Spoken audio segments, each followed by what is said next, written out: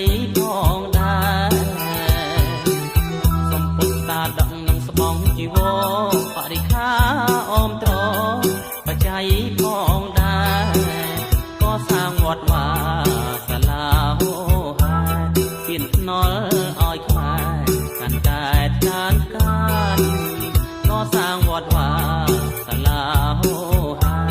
ពៀនភ្នល់ឲ្យខ្មែរកាន់តែឋានការ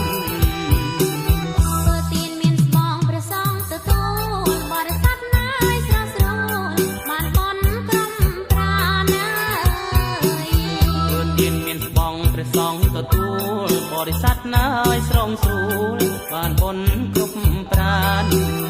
អានិសង្ឃពុំកាលយំអិនស្រាកុសលឡាយបុណ្យណាបានដល់ជាតិក្រោយអានិសង្ឃពុំកាលយំអិនស្រាកុសលឡាយបុណ្យណាបានដល់ជាតិក្រោ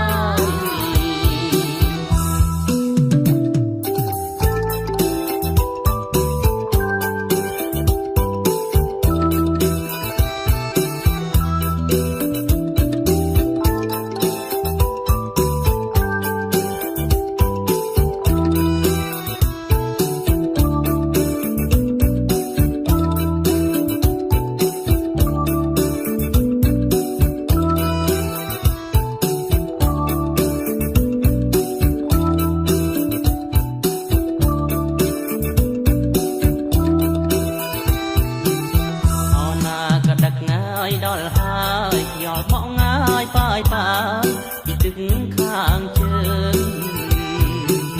អនាគតដឹកដល់ហើយយល់មកងាយបាយបាយពីទឹកខាងជើងពីធ្វើបុណ្យកឋិនភូមិយើងសង្សារមុំបងហើយប្រពៃណីសាសនាហើយធ្វើបុណ្យកឋិនភូមិយើងសង្សារមុំបងហើយប្រពៃណីសាសនា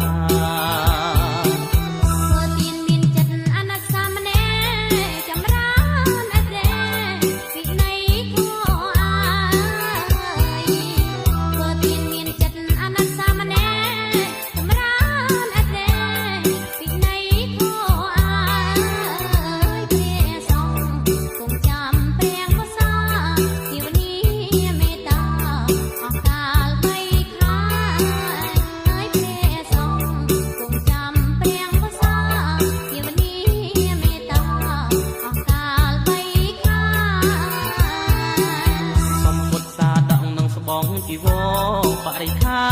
អមត្របច្ច័យផងដែរសំពុទ្ធតាដកនឹងស្បង់ជីវរបរិខាអមត្របច្ច័យផងដែរក៏សាងវត្តវាសាលាហោហាពៀនភ្នល់ឲ្យខ្មែរកាន់តែឋានការក៏សាងវត្តវាសាលាហោហាពៀនភ្នល់ឲ្យខ្មែរកាន់តែឋានការទានមានស្បង់ព្រះសង្ឃទទួលបរិស័ទណាយស្រស់ស្រួលបានបុណ្យក្រុមប្រាណធ្វើទានមានស្បង់ព្រះសង្ឃទទួលបរិស័ទណាយស្រស់ស្រួលបានបុណ្យ